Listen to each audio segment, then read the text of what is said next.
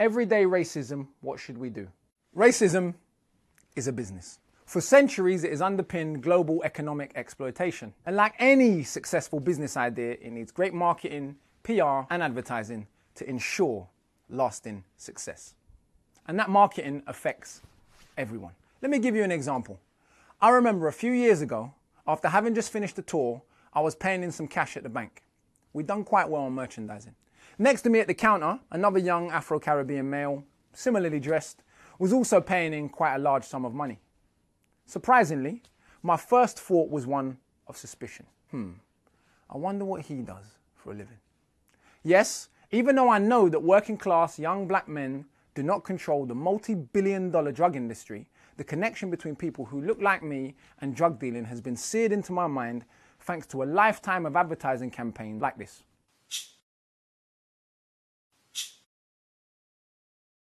These images feed a culture of racial assumptions that produce microaggressions that I'm going to call everyday racism.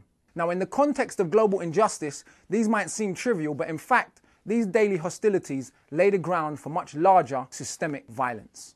Everyday racism is the normalized experiences that we encounter daily based on our difference from the white norm.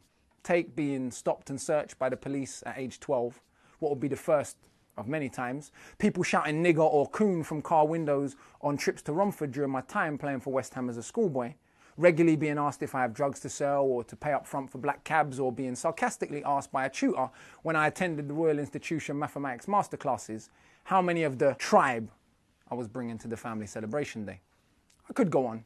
I've left out the hard stuff. Constantly feeling like a suspect leads to the kind of shame that pathetically makes me take the bass out of my voice or attempt to make myself smaller when I'm in a lift alone with a white woman. In the world of a white and Jesus and Hollywood's white savior motif, the idea that white is right has taken root globally to the degree where skin bleaching has become a multi-billion-dollar industry.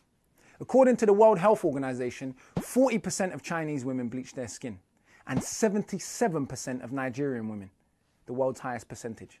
And it's not just those two countries. Millions of humans literally pouring bleach onto their skin to try and be whiter. Normalized insanity. Of course, this internalization is how effective advertising works. Major brands become etched into your psyche, and the system that sells racism is doing a fantastic job. For example, I've visited countless schools and again and again and again seen children of African origin get embarrassed when saying their own foreign-sounding names, even at schools with predominantly black and Asian pupils. I'm yet to see a child called Tim or Paul laugh in shame as they introduce themselves. Yet racism seems to be one of the only problems that some people, conveniently, believe that we can solve without first analysing its cause and then plotting its destruction, as any concerned doctor would with any other disease. We cannot let ourselves be bullied into being silenced for fear of playing the race card. And whilst we must not conflate every act of prejudice with structural white supremacy, we must recognise the relationship between top-down propaganda and the bias that we carry. Fighting prejudice, both in society and within ourselves, is a key part of the search for justice.